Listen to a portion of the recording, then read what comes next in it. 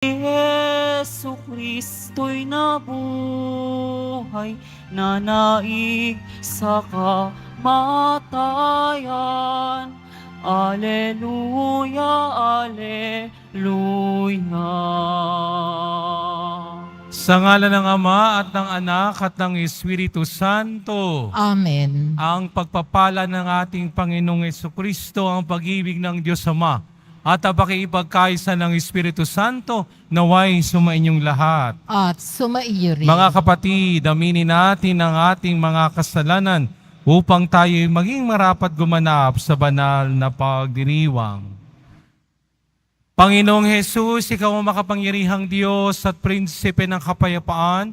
Panginoon, kaawaan mo kami. Panginoon, kaawaan mo kami. Panginoong Jesus, Ikaw ang anak ng Diyos at anak ni Maria. Kristo, kaawaan mo kami. Kristo, kaawaan mo kami. Panginoong Jesus, Ikaw ang salitang nagkatawang tao at kadakilaan ng Ama. Panginoon, kaawaan mo kami. Panginoon, kaawaan mo kami. Kaawaan tayo ng makapangyarihang Diyos, patawarin tayo sa ating mga kasalanan at patnubayan tayo sa buhay na walang hanggan. Amen. Manalangin tayo.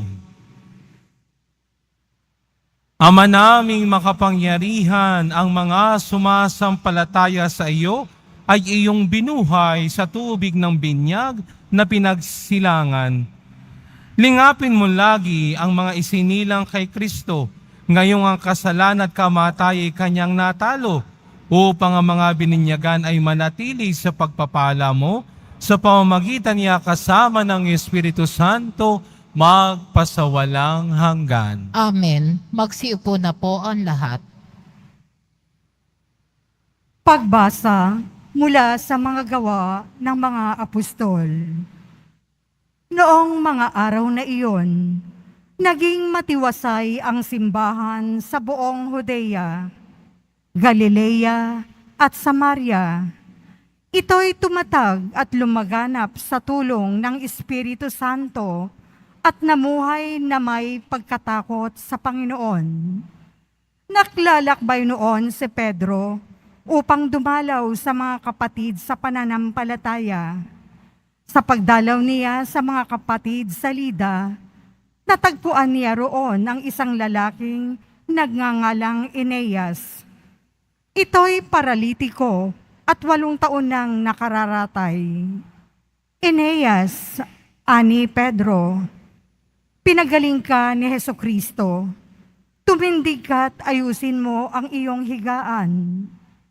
At tumindig siya agad. Nakita siya ng lahat ng naninirahan sa Lida at Saron at nanampalataya sila sa Panginoon. Sa Joppe naman, may isang alagad na babae na ang pangalay Tabita. Sa Grego, ang kanyang pangalan ay Dorcas, na ang ibig sabihin usa. Ginugugol niya ang kanyang panahon sa paggawa ng mabuti at pagkakawang gawa. Nang mga araw na iyon, siya'y nagkasakit at namatay. Nang mapunasan na ang bangkay, ito'y ibinurol sa silid sa itaas, di kalayuan sa Joppe, ang Lida. Nang mabalitaan ng mga alagad na naroroon si Pedro, inutusan nila ang 2 lalaki upang siya'y pakiusapang pumunta agad sa Joppe. Sumama naman sa kanila si Pedro. Pagdating doon, dinala siya sa silid sa itaas. Agad lumapit sa kanya ang mga babaeng balo na nananangis at ipinakikita ang mga balabal at mga damit na ginawa ni Dorcas. Nung ito'y nabubuhay pa, pinalabas ni Pedro ang lahat. Siya'y lumuhod at nanalangin.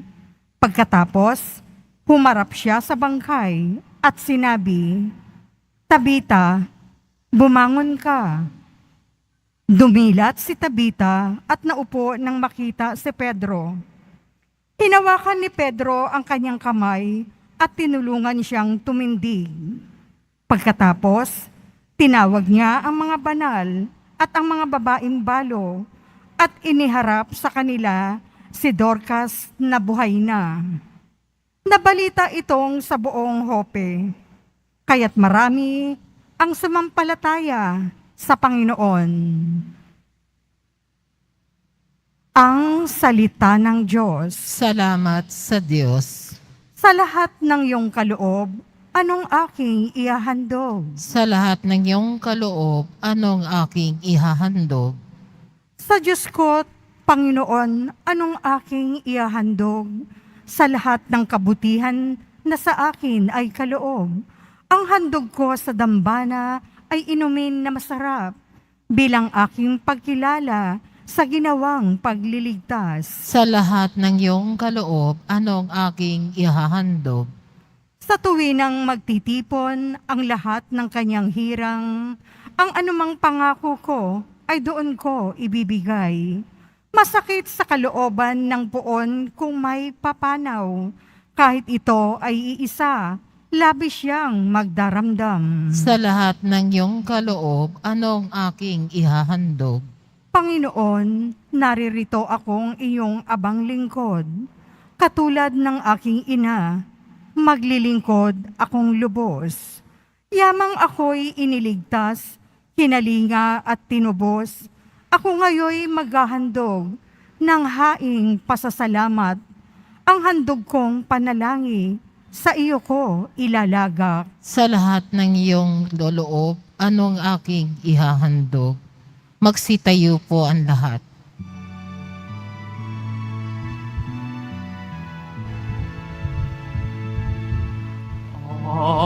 Alleluia, Alleluia,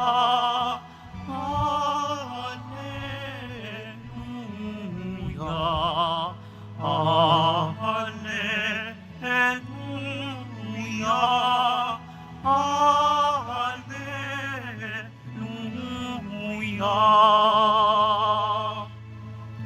Espiritong bumubuhay, ang salita mo may kapal, buhay mo ang tinataglay. Alleluia,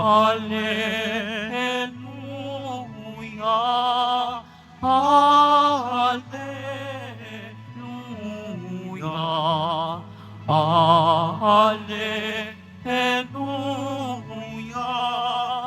Alleluia.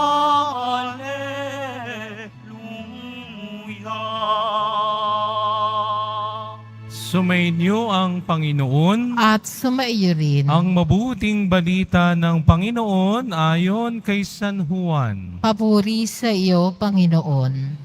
Noong panong iyon, marami sa mga alagad ni Jesus ang nagsabi, "Mabigat ang pananalita ito. Sino ang makatatanggap nito?" Alam ni Jesus na nagbubulong-bulungan ang kanyang mga alagad tungkol dito.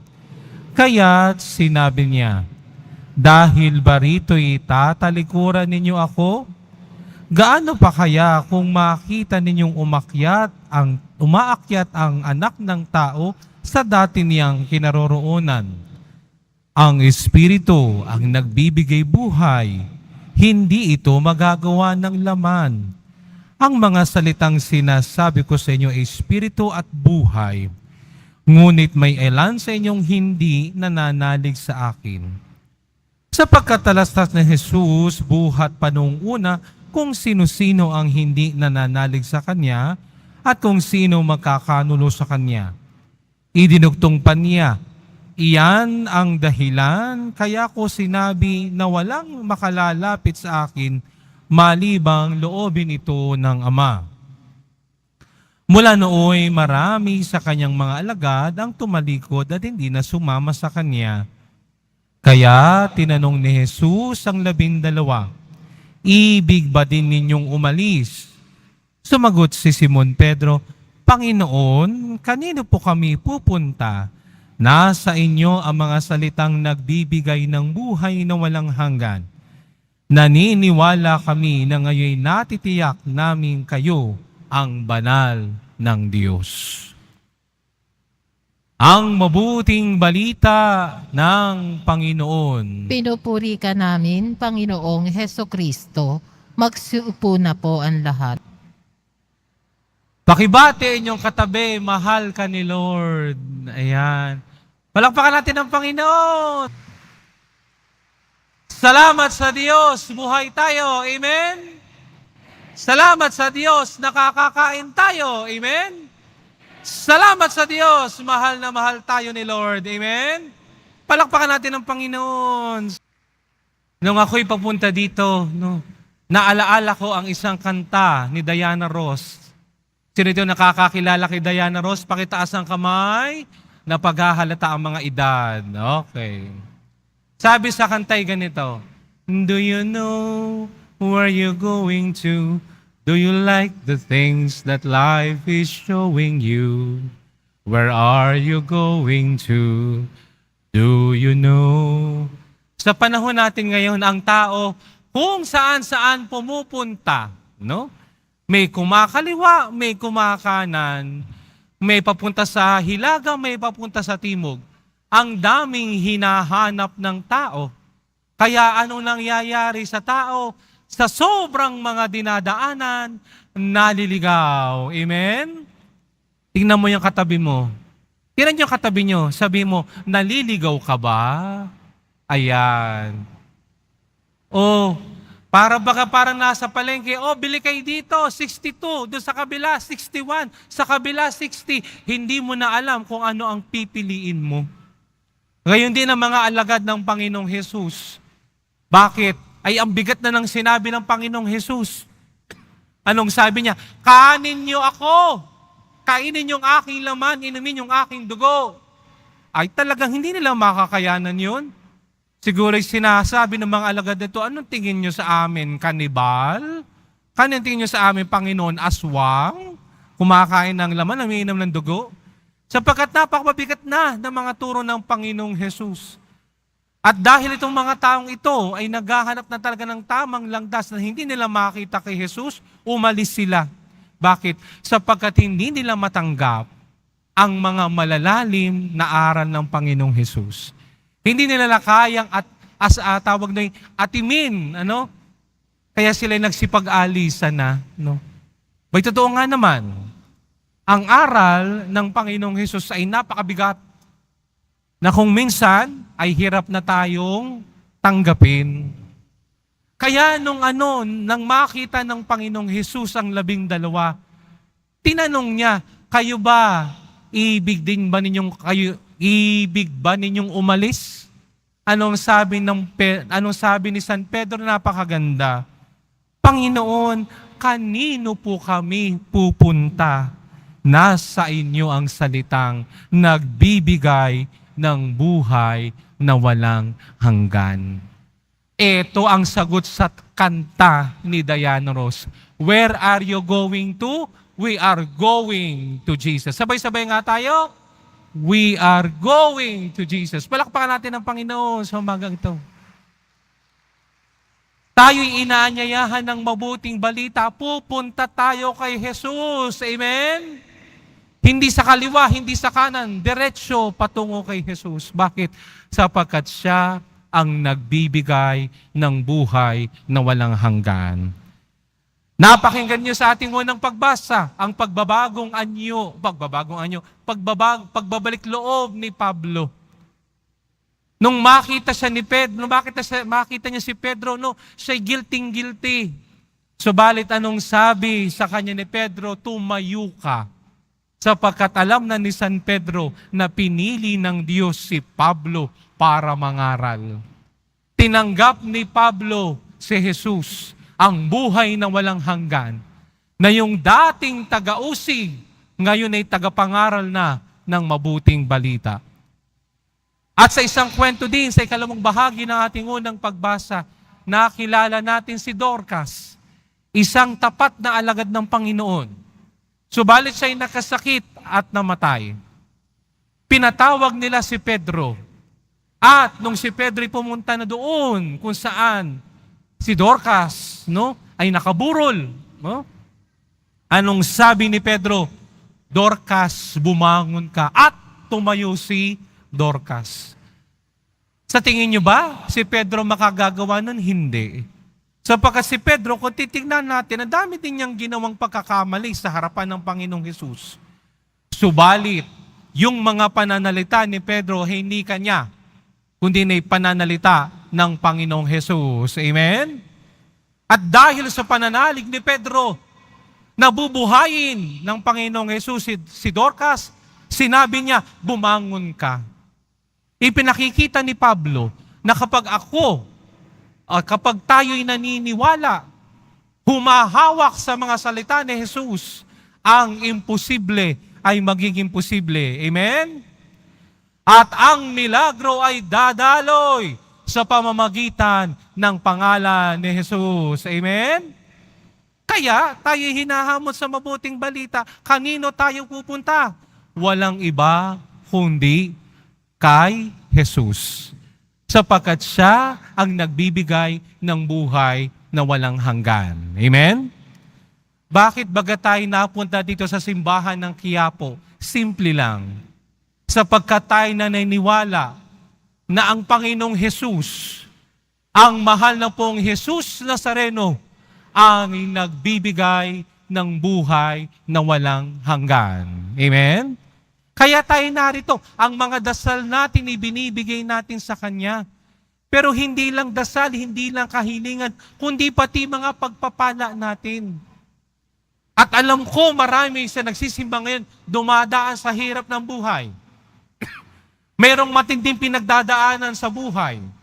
Merong mga pagsubok na kung saan talagang ang nipis ng kanilang paghawak ay katulad lang sa sinulid. Subalit, mga minamahal kong mga kapatid, mga kasama kong maglalakbay, mga kadiboto ko sa mahal na pong Jesus Nazareno, kumapit lang tayo kay Jesus. Amen? Sapagkat siya ang nagbibigay ng buhay na walang hanggan. At paano natin ito mararanasan? Sa pamamagitan ng pagtanggap ng kanyang banal na katawan at dugo sa pagdalo natin sa banal na misa. Tandaan natin, lahat tayo dito'y hindi karapat-dapat sa pagtanggap sa Kanya. Subalit si Jesus na nagmamahal, nag-uumapaw ang pagmamahal sa atin, nag-uumapaw ang pag-ibig, nag-uumapaw ang habag, inaanyayahan ako at tayo, tanggapin ninyo ako sapagkat ako ang makakatulong sa inyo. Amen?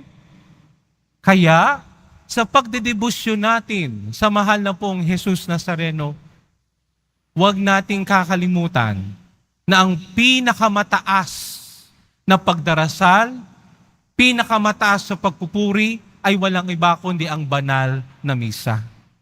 Kaya tayo mga deboto ng mahal na pong Jesus Nazareno, huwag nating kakalimutan si Jesus sa Eucharistia. Sa Kanya tayo lalapit. Sa Kanya tayo pupunta sapagkat siya'y makakatulong sa atin. At pagkatapos ng banal na misa, pumunta tayo sa Kanya sa likuran, humawak tayo sa Kanyang paa, sapagkat tayo'y Kanyang mahal na mahal. Ito'y tanda ng ating paghawak sa Kanya, sa ating pagtampi sa Kanyang mga paa. Yan ay sumisimbolo at naglalarawan sa akin, Panginoong Jesus, kakapit ako sa iyo no matter what happened. Panginoong Jesus, sa iyo ako maniniwala sapagkat nasa sa iyo ang katotohanan. Panginoong Jesus, sa iyo kami pupunta sapagkat nasa sa iyo ang buhay na walang hanggan. Amen? Kaya, sa pagpapatuloy nating banal na misa, naway katulad tayo ni San Pedro, tayo'y laging sasambit sa Panginoong Jesus. Panginoon, kanino po kami pupunta? Nasa inyo ang salitang nagbibigay buhay. Amen? Amen? Palakpakan ng Panginoon sa hapong ito. Magsitayo po ang lahat.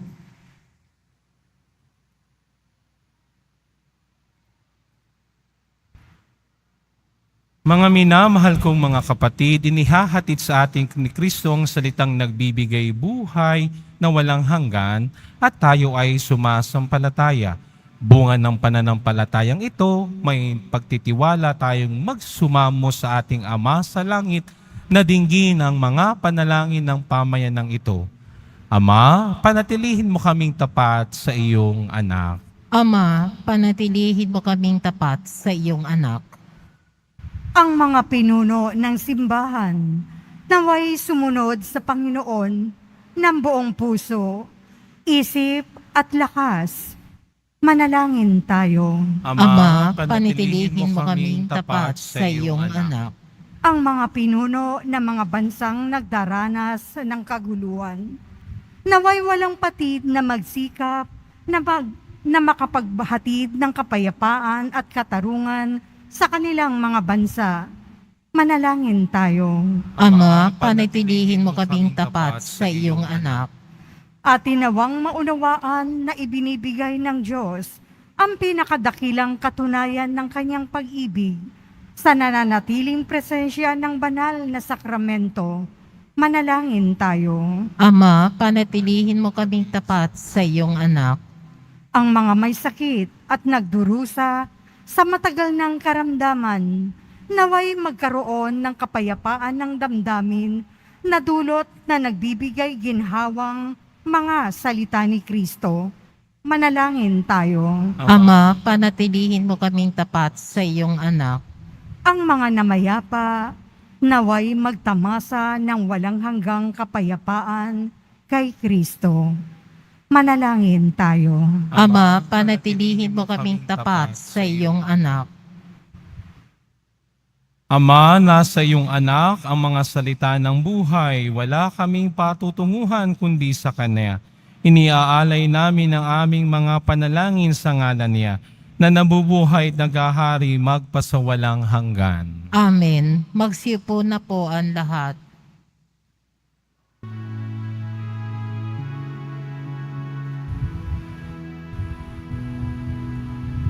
Tanggapin mo, O Panginoon, ang alay ng bayang nagdiriwang.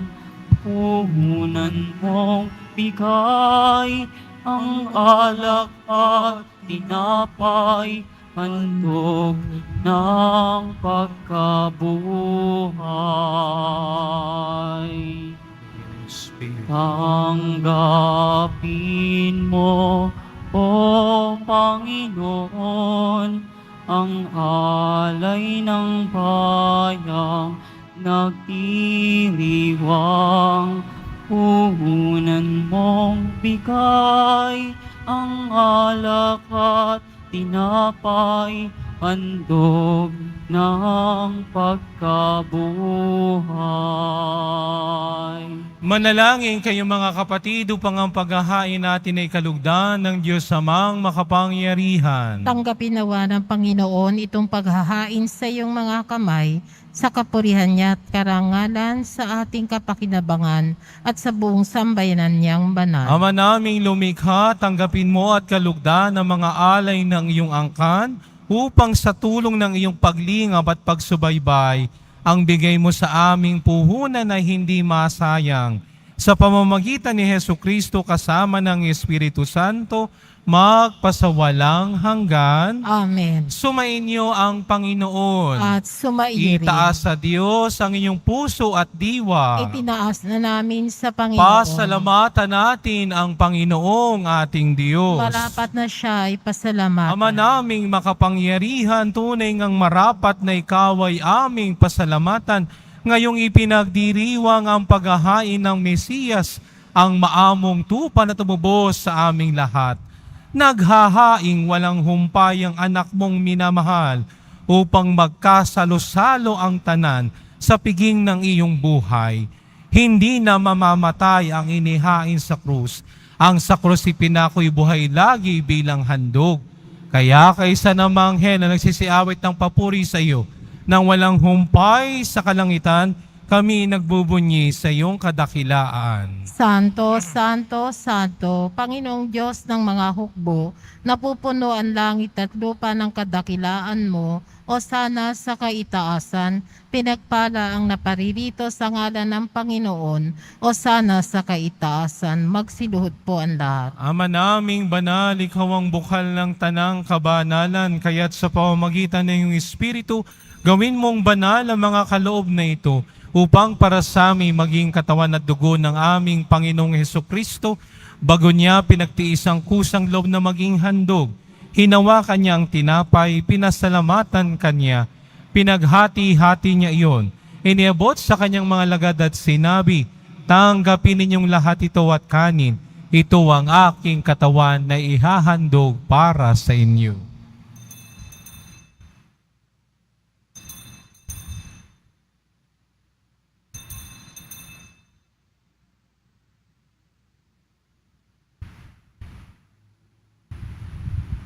Gayon din naman nung matapos ang hapunan, hinawakan niya ang kalis, muli kanyang pinasalamatan.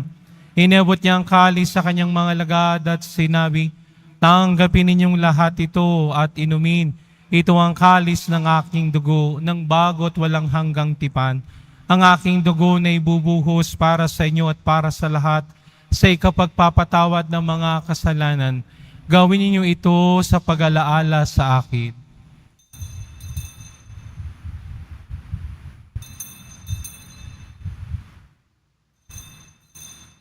Magsitayo ang lahat. Ipagbunyi natin ang misteryo ng pananampalataya. Si Kristo'y namatay, si Kristo'y nabuhay, si Kristo'y babalik sa wakas ng panahon. Ama, ginagawa namin ngayon ang pag-alaala sa pagkamatay at muling pagkabuhay ng iyong anak, kaya tiniaalay namin sa iyong tinapay na nagbibigay buhay at ang kalis na nakakalob ng kaligtasan. Kami nagpapasalamat dahil kami yung minarapat at tumayo sa harap mo para maglingkod sa iyo. Isinasamo namin kaming magsasalo-salo sa katawan at dugo ni Kristo ay mabuklod sa pagkakaisa sa pamamagitan ng Espiritu Santo. Amalingapin mo ang iyong simbahang laganap sa buong daigdig. Puspusin mo kami sa pag-ibig kay San Francisco na aming Papa at ni Jose naming Obispo ng Tanang Kaparian. Alalahanin mo rin ang mga kapatid naming nahimlay na may pag-asang sila'y muling mabubuhay, gayon din ang lahat ng mga pumanaw. Kawan mo sila at patuloyin sa iyong kaliwanagan. Kawan at pagindapatin kaming lahat na makasalo sa iyong buhay na walang makas. Kaisa ng mahal na Birheng Maria na ina ng Diyos, ang kanyang kabiyak na pusong si San Jose, kaisa ng mga apostol at lahat ng mga banal, na namuhay dito sa daigdig ng kalugod-lugod sa iyo, may pagdiwang nawa namin ang pagpupuri sa ikararangal mo sa pamamagitan ng anak na aming Panginoong Hesukristo. Sa pamamagitan ni Kristo, kasama niya at sa Kanya, ang lahat ng parangal at papuri ay sa iyo, Diyos amang makapangyarihan kasama ng Espiritu Santo, magpasawalang hanggan. Amen. Sa tagubili ng mga nakagagaling na utos sa turo ni Jesus na Panginoon natin at Diyos, ipahayag natin ang lakas loob. Ama namin, sumasalangit ka, sambahin ang ngalan mo, mapasa amin ang kaharian mo, sundin ang loob mo dito sa lupa para nan sa langit. Bigyan mo kami ngayon ng aming kakanin sa araw-araw at patawarin mo kami sa aming mga sala para ng pagpapatawad namin sa nagkakasala sa amin at huwag mo kaming ipaintulot sa tukso at iadya mo kami sa lahat ng masama. Hinihiling namin kami adya sa lahat ng masama, pagkalooban ng kapayapaan araw-araw, iligtas sa kasalanan at ilayo sa lahat ng kapahamakan, samantalang aming pinananabikan ng dakilang araw ng pagpapahayag ng tagapagligtas naming si Hesukristo. Sapagkat iyo ang kaharian at ang kapangyarihan at kapurihan magpakailanman. Amen. Panginoong Hesukristo, sinabi mo sa iyong mga apostol, kapayapaan ang iniiwan ko sa inyo. Ang aking kapayapaan ang ibinibigay ko sa inyo. Tunghay mong aming pananampalataya at wag ang aming pagkakasala. Pagkalooban mo kami ng kapayapaan at pagkakaisa ayon sa iyong kalooban. kasama ng Espiritu Santo magpasawalang hanggan. Amen. Ang kapayapaan ng Panginoon ay laging sumainyo. At sumaiyo rin. Magbigayan tayo ng kapayapaan sa isa't isa. Sa Kordero ng Diyos na nag-aalis ng mga kasalanan ng sanlibutan, maawa ka sa amin. Kordero ng Diyos na nag-aalis ng mga kasalanan ng sanlibutan, maawa ka sa amin. Kordero ng Diyos na nag-aalis ng mga kasalanan ng sanlibutan, ipagkaloob mo sa amin ang kapayapaan. Lumuhod po ang lahat. Ito ang kordero ng Diyos, ito ang nag-aalis sa mga kasalanan ng sanlibutan. Mapapapalad tayong inaanyayahan sa kanyang piging. Panginoon, hindi ako karapat-dapat na magpatuloy sa iyo, ngunit sa isang salita mo lamang ay gagaling na ako.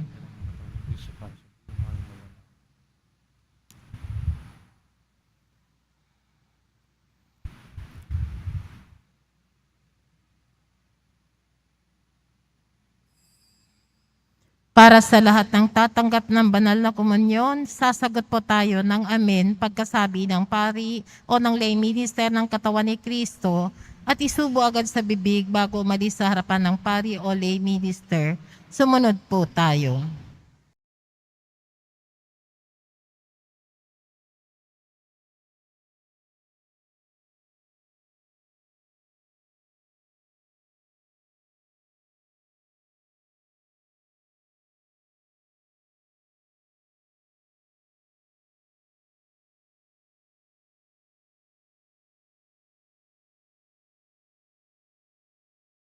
Manalangin tayo.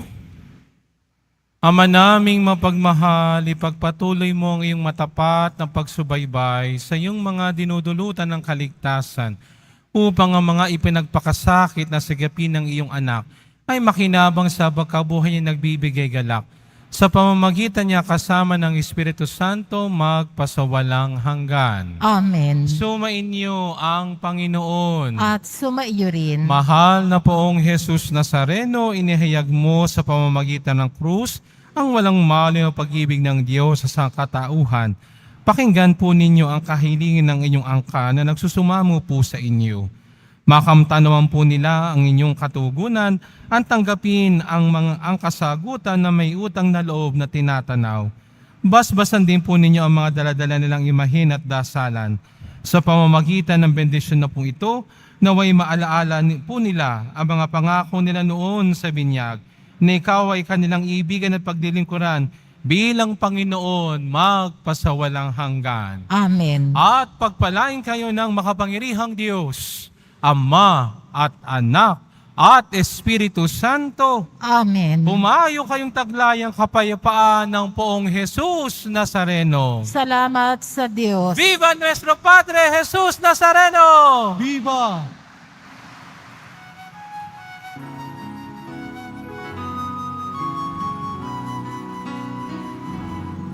Nuestro Padre Jesus Nazareno, sinasamba ka namin. Pinipintuho ka namin. Mahal mo ang aming buhay at kaligtasan. Nuestro Padre Jesus Nazareno, iligtas mo kami sa kasalanan. Ang krus mong kinamatayan ay sagisag ng aming kaligtasan. Nuestro Padre Jesus Nazareno, dinaranghal ka namin. Nuestro Padre Jesus Nazareno, dinulwalhati ka namin. Nuestro Padre Jesus Nazareno, dinarangal ka namin.